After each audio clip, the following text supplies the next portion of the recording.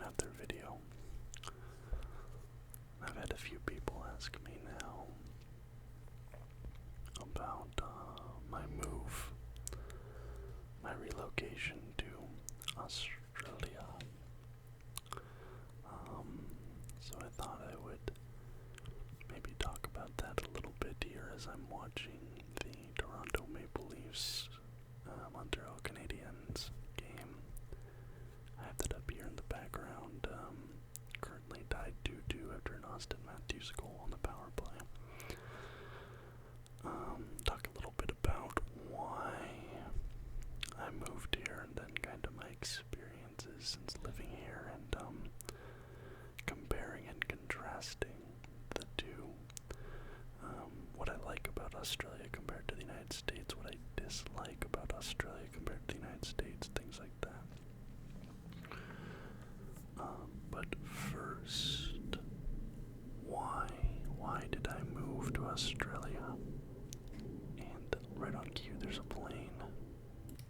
Alright, the plane is gone.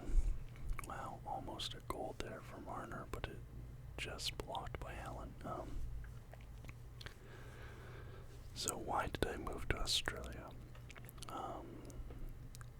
Long-time viewers of the channel will know, but I lived in Portland, Oregon most of my life. The first 27 and a half years of my life, 28 years I lived in Portland, Oregon. Well, technically not in Portland, but in the Portland metropolitan area, right? So I wasn't living, my address never said Portland on it, but I was in the Portland metro.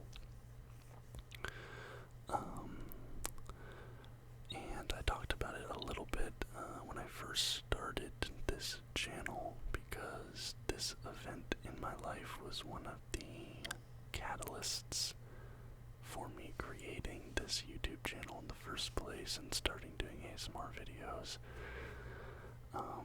But I went through a really messy divorce. My partner of 6.5 years, we got together just out of high school, and we dated for a little bit, got married, and then divorce, right? So that was the catalyst of me creating the channel, and also part of the reason that I decided to move.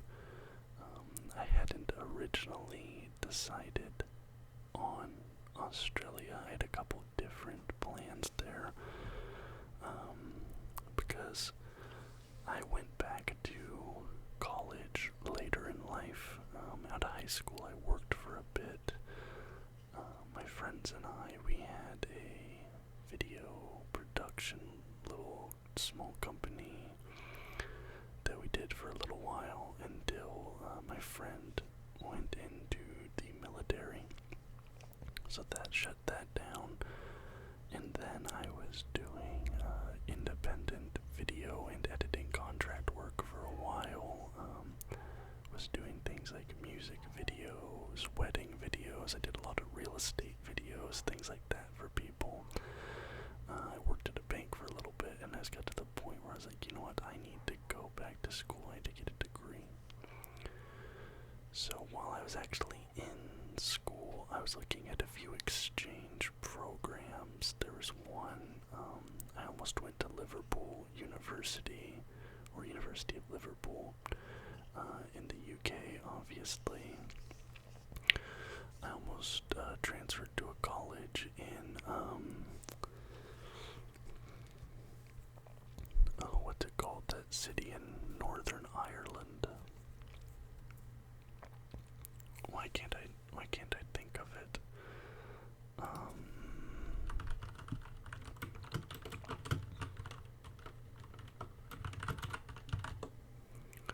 Belfast. Yeah, I almost transferred to Belfast, so those were the two schools there, but then the divorce happened. We were going to go to those schools together, and that ended up derailing those plans.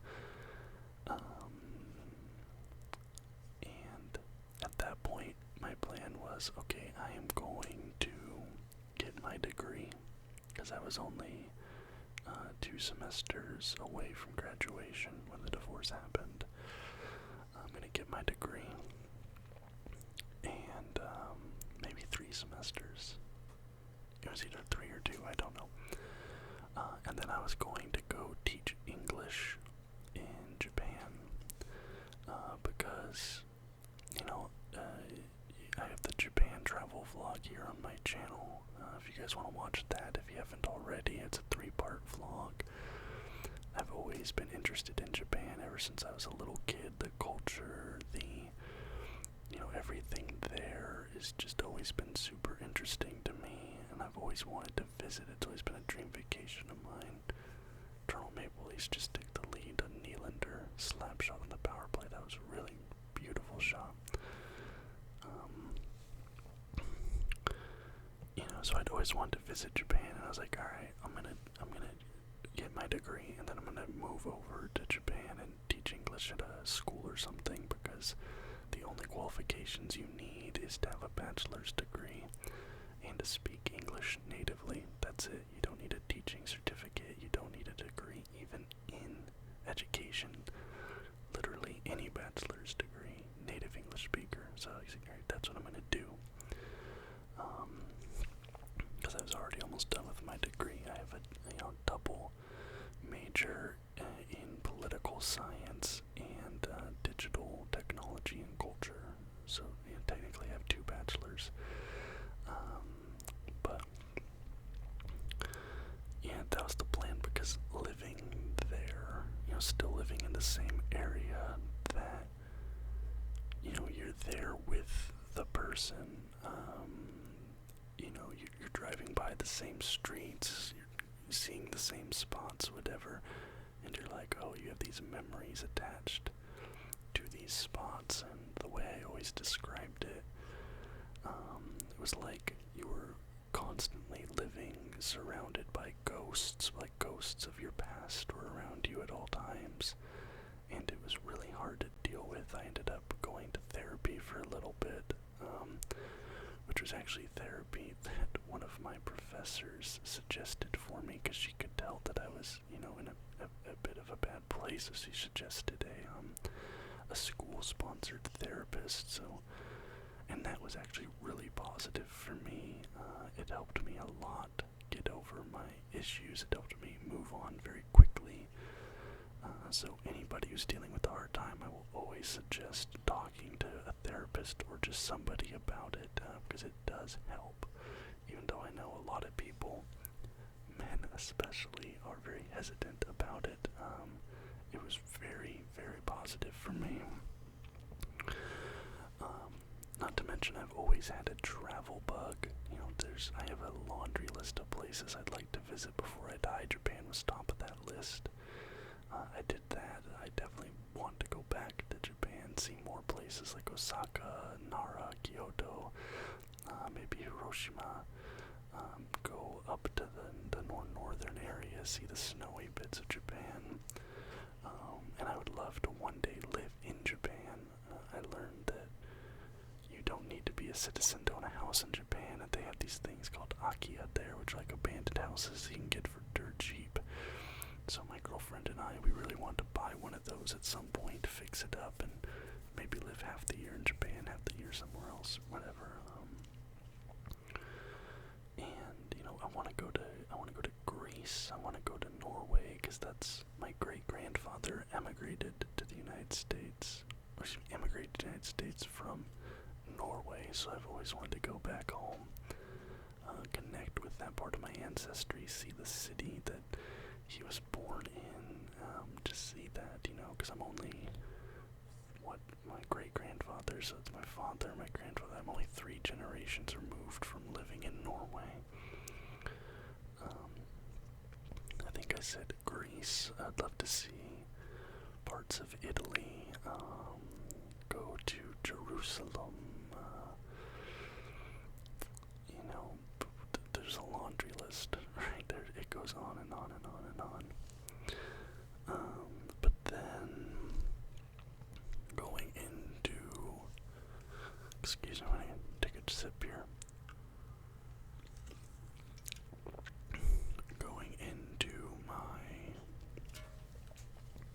final semester of schooling, I reconnected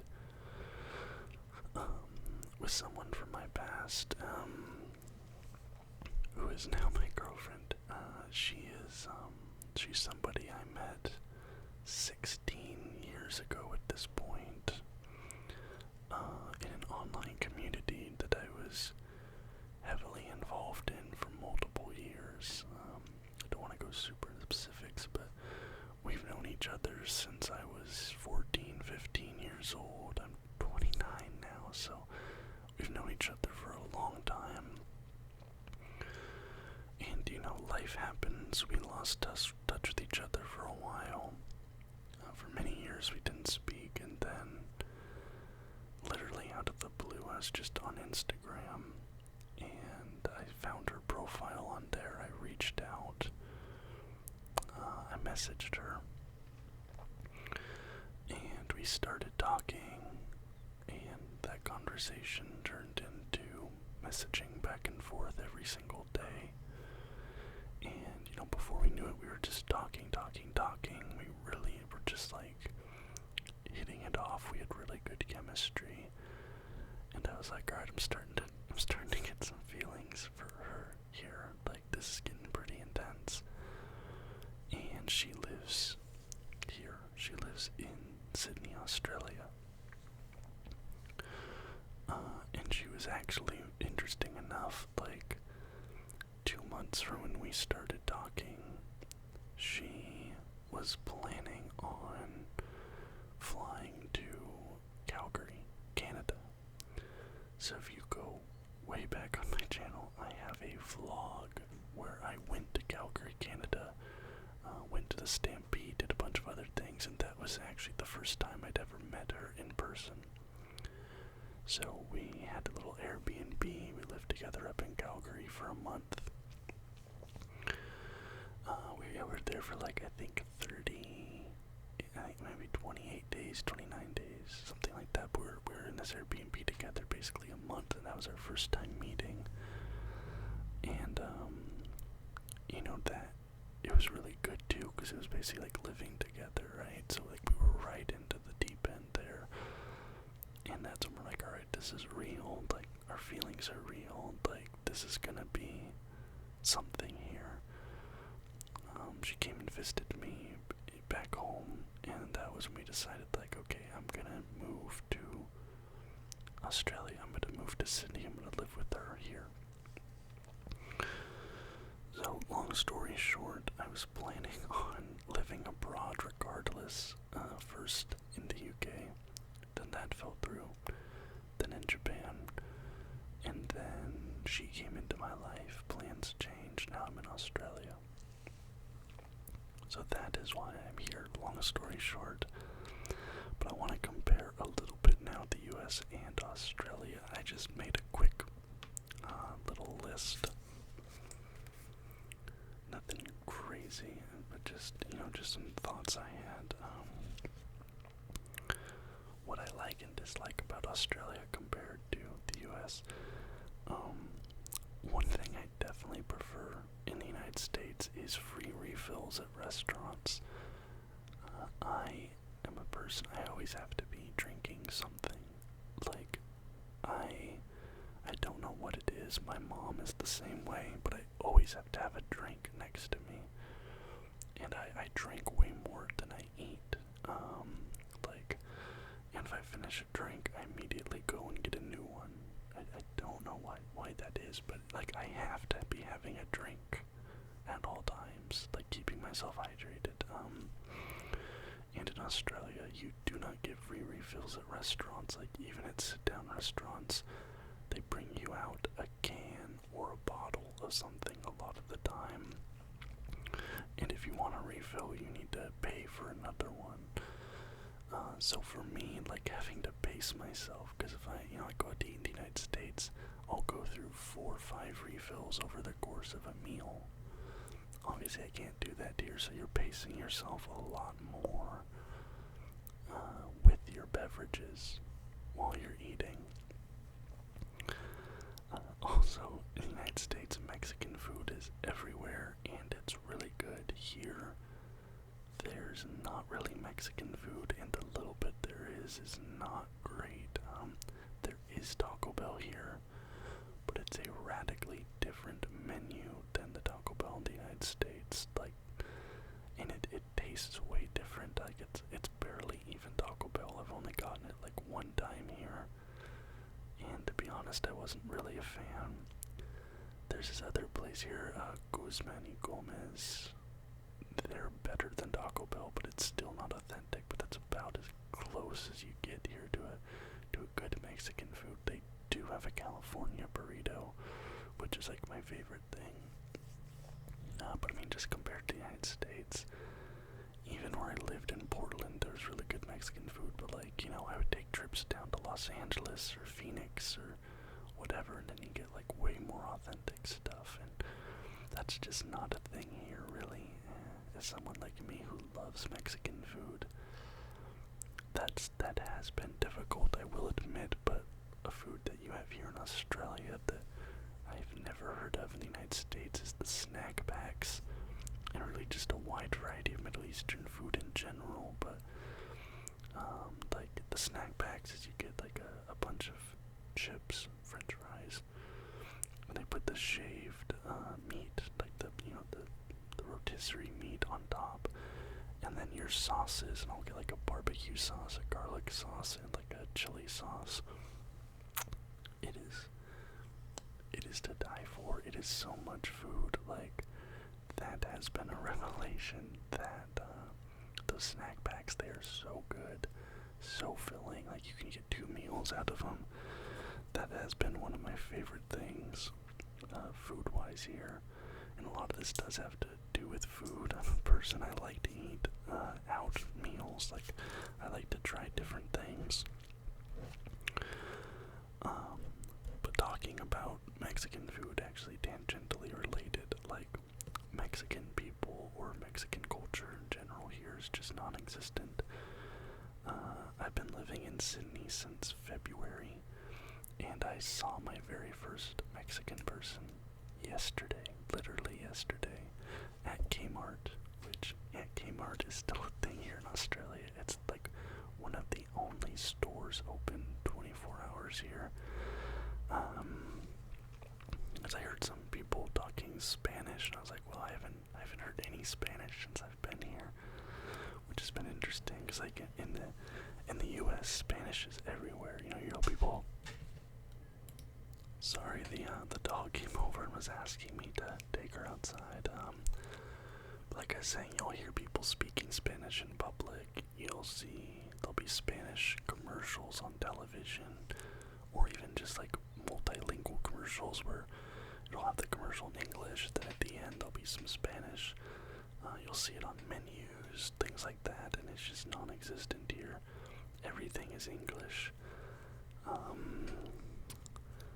Yeah, so that's been interesting, not having that, because Mexican culture is so ingrained in the United States, even in the northern states, that having that lag here, you have more Middle Eastern culture here, because there's a lot, maybe that's just where I live, but there's a lot of Lebanese people here, there's a lot of Greeks, Italians, there's a lot of Filipinos, surprisingly, some Chinese people as well, Indians, and at least where I lived, a lot of those cultures weren't present, but the entire Portland area is overwhelmingly white.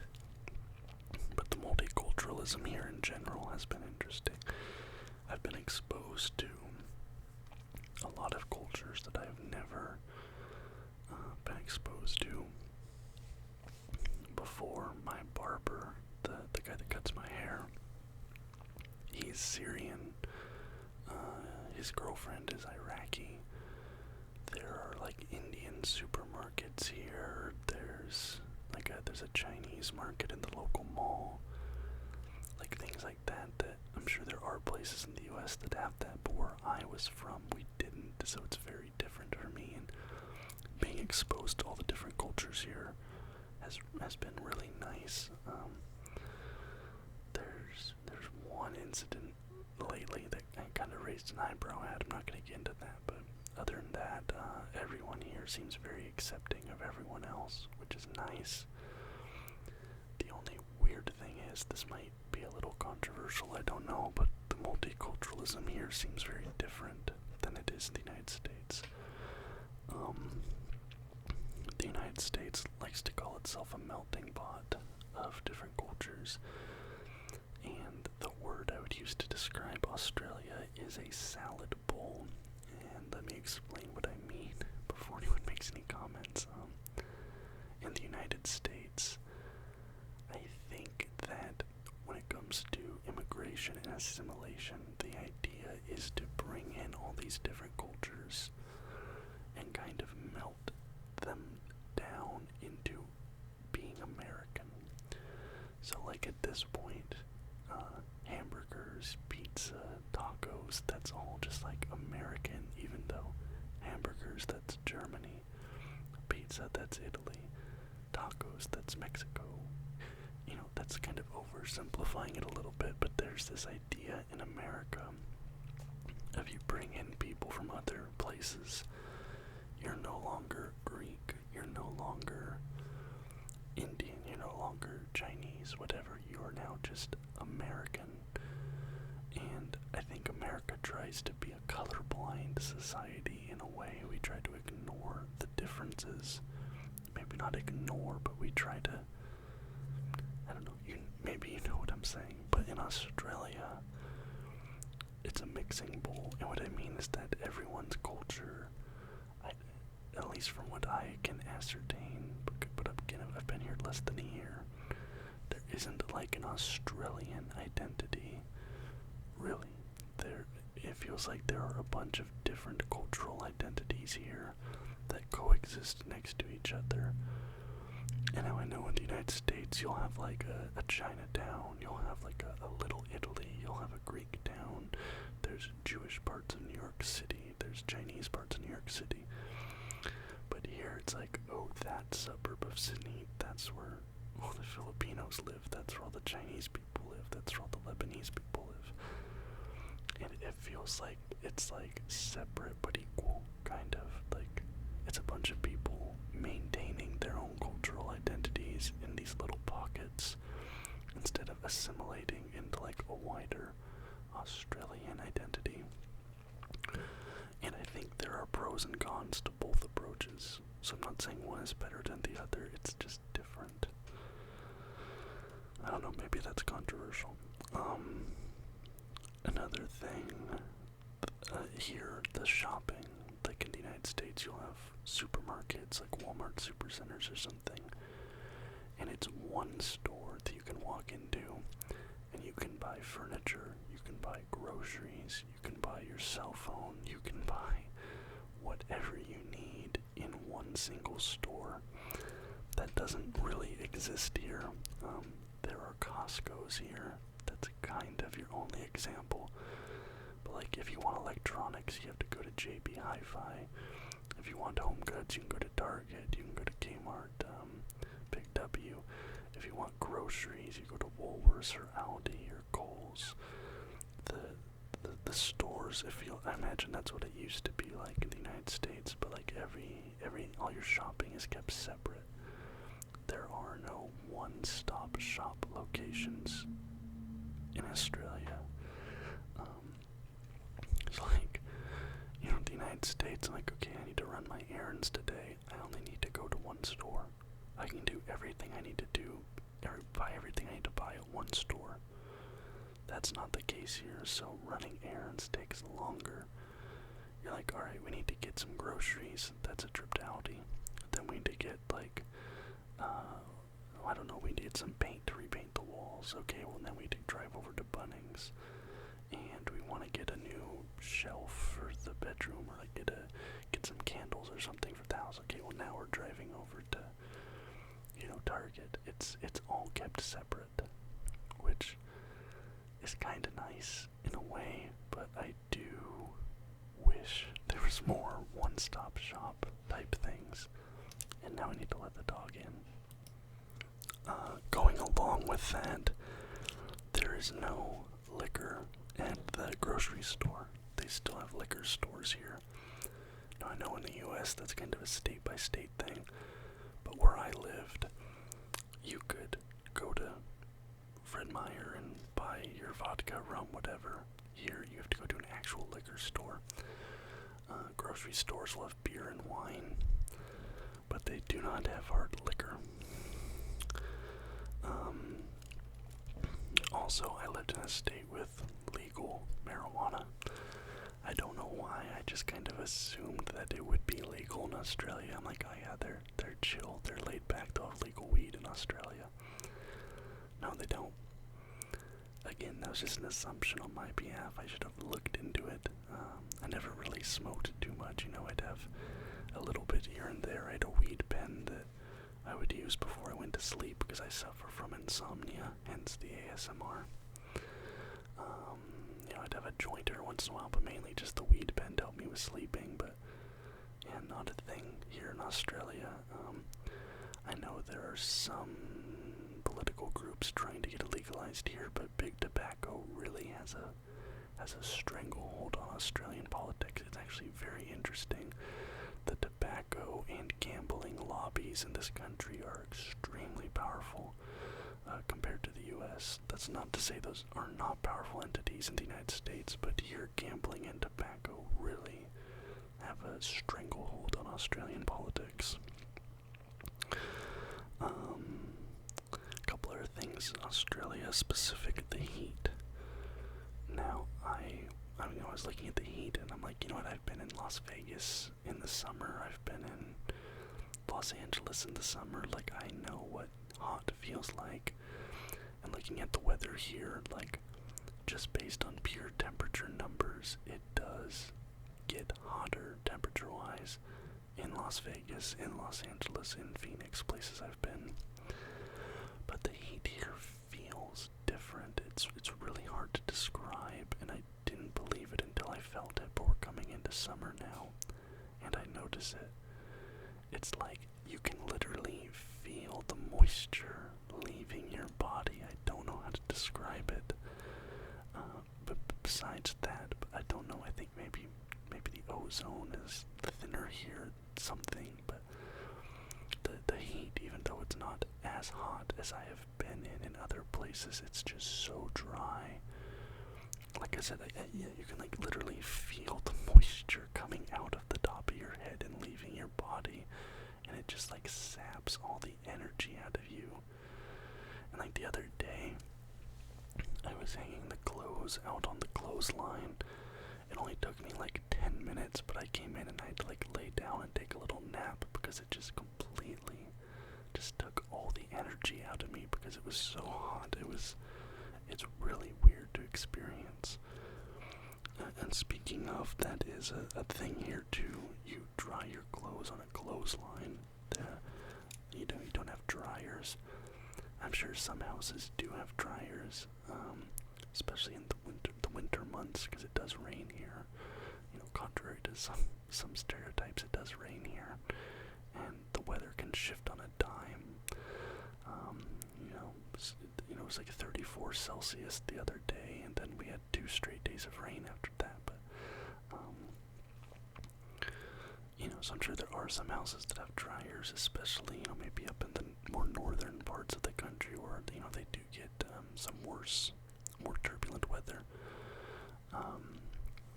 But all the houses here have a clothesline because it makes sense with the sun and the heat here. You wash your clothes, you put them out on a hot day, within 2 hours they're completely dry. Also the sun, is a disinfectant, so the UV rays do kind of, purify your clothes a little bit. Ooh, big fight. Oh my god, big fight here in the Montreal game. Everyone just started throwing with each other, total line brawl there. Giordano just tackled a guy. But yeah, so that's been interesting, but it makes sense. It's economical. You're using the power of the sun, which is here anyway. You're saving money. It's good for the environment. Like, I'm not mad at that at all. Going back to the restaurant thing, there's no tipping in Australia, which is nice. The US is a big tipping culture, 15% of your bill sometimes, depending on how much you order, So your food might be $30, $40, but at the end you're paying 50, whatever, based after the tip. Here there is no tipping. Some places are starting to put in, there's a couple places trying to get it going here, but there's been a lot of pushback on that. That's been a positive, because your waiters, your wait staff in this country get paid a living wage instead of having exemptions to the minimum wage law where you can pay them less because tipping makes up for it. So, because the minimum wage here is pretty high. What else? Okay, yeah, the impatience. This might just be a Sydney thing because Sydney is a very big city. It's a very, go, go, go type city, but we have this stereotype in the United States about what Australians are like. And our stereotype of Australians is that they're very laid back, very chill, very libertarian, perhaps we would say. But, a happy-go-lucky people. They're not super concerned with money. They're very laid back. They're going out to the beach every day. They're surfing every day. That is the American stereotype of Australians. Slow pace of life. And I can tell you in my experience here, that is 100% wrong. Canadians just tied the game on a power play goal. That was 100% wrong. Being here in Sydney, I have dealt with some of the worst and most impatient drivers I've ever dealt with on the road. People constantly cutting each other off. Everyone trying to get ahead of everyone else. And everyone is just in a rush all the time. You go to Sydney CBD and it's just so many people pushy. And I'm like, man, this is not at all the image that we have in the United States of Australians. Apply the California beach guy type stereotype. We think it's an entire country of California beach guys, right? That has not been the case now. Maybe that is how it is in other cities outside of Sydney, maybe Melbourne's a bit more laid back, maybe the Gold Coast, Brisbane, whatever. I haven't been there yet, so I can't tell you. But at least here in Sydney, these people are not hanging out in their shorts and no shirt all day going surfing. It is not a country of Matthew McConaughey's. And part of that too, the tall poppy syndrome I want to touch on. Tall poppy syndrome here in this country is weird, especially for me as an American, because America loves entrepreneurs. America's all about starting your own business, investing your money, getting ahead, trying to make as much money for yourself as possible. But here there's they call it tall poppy syndrome. It's you try and cut down the tall poppy. There's this idea that's if you try and do that, people might think that you think you're better than everyone else. There's a very prevalent attitude in this country of get a job, work there for 30 years, get your pension, and that's just what you do. I think that might be starting to shift a little bit. My girlfriend, she's originally from New Zealand, and she said it's very prevalent in New Zealand as well. But there's this idea, it's if you're an entrepreneur, my girlfriend, she runs her own business. She's published a book before she has her own business. Oh my god, the Canadians just scored again to take the lead. 2 goals back to back within a minute. Wild. She has her own business, and she's had people tell her okay, yeah, but when are you gonna get a real job? But in there, being an entrepreneur, running your own business, people kind of look down on that here in a way. Whereas in the United States, I'm running my own business, people celebrate that. You're gonna get really cheap loans from the government for running a small business. You can have a massive pool of money at your disposal that you can take out a loan. That's not really the case here.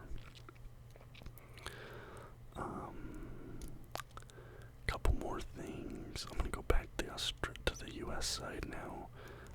No cockroaches in the United States, at least nowhere I've lived. There are cockroaches in Australia, both small and large. The first time I saw one, it was shocking to me, because, as an American, I was like, I've never seen a cockroach before. It really freaked me out. We have a bunch of the little ones, like, tiny little ones. Those ones are easy to deal with. I think those are called German cockroaches.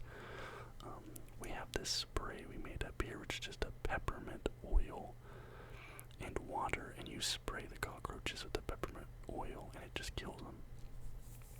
So that's pretty easy to deal with, but there's been 2 times now where the big, giant cockroaches with wings have been in the house, and that's a lot.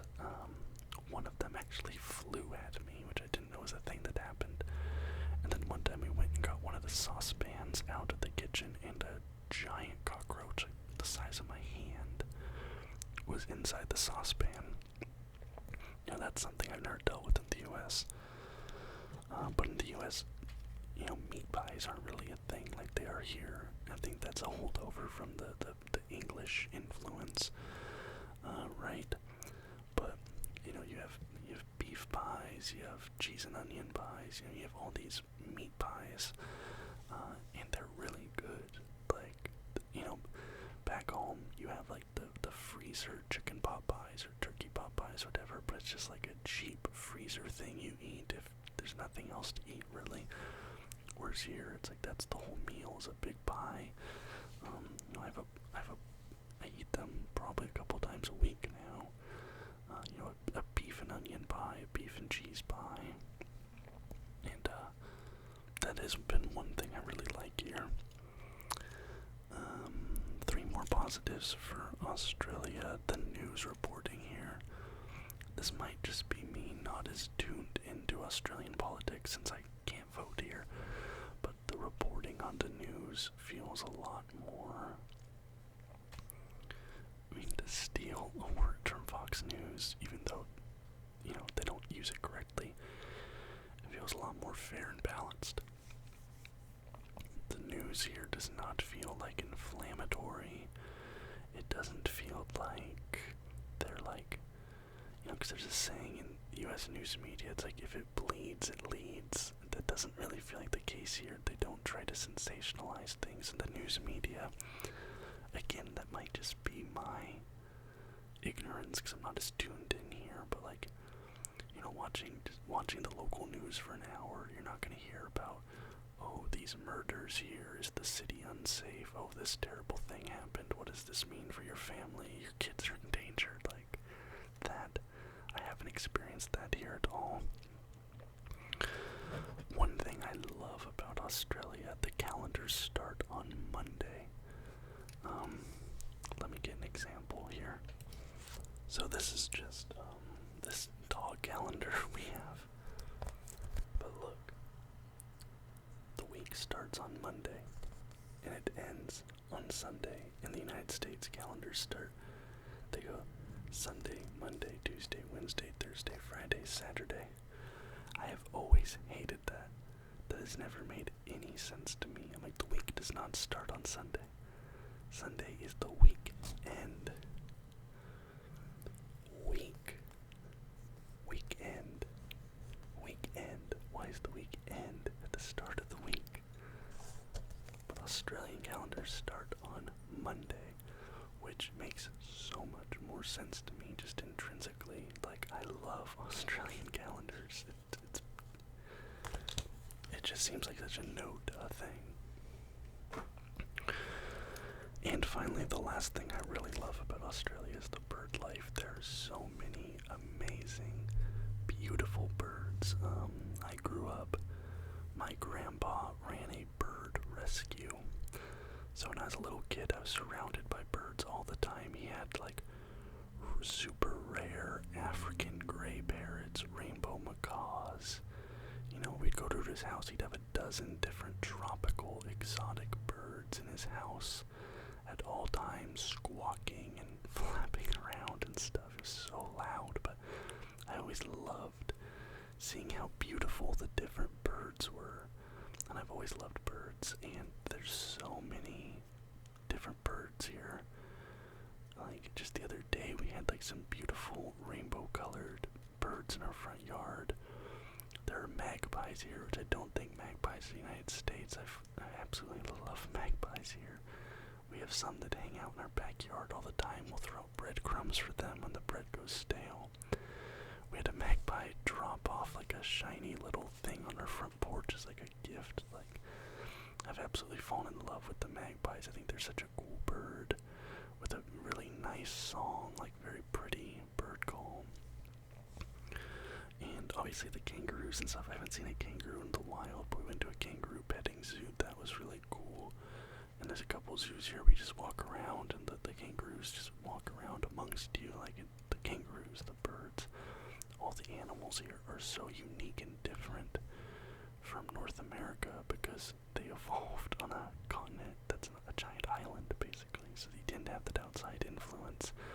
And all the wildlife here is so unique to Australia and so beautiful.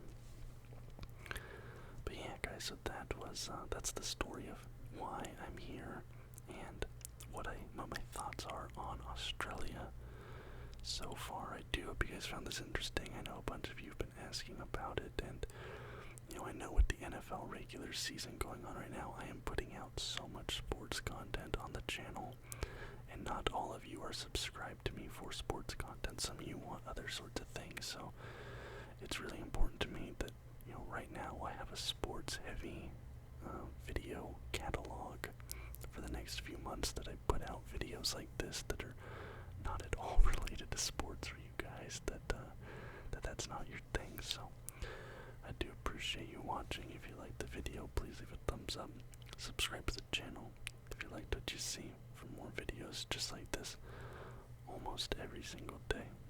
Until next time, guys, bye bye.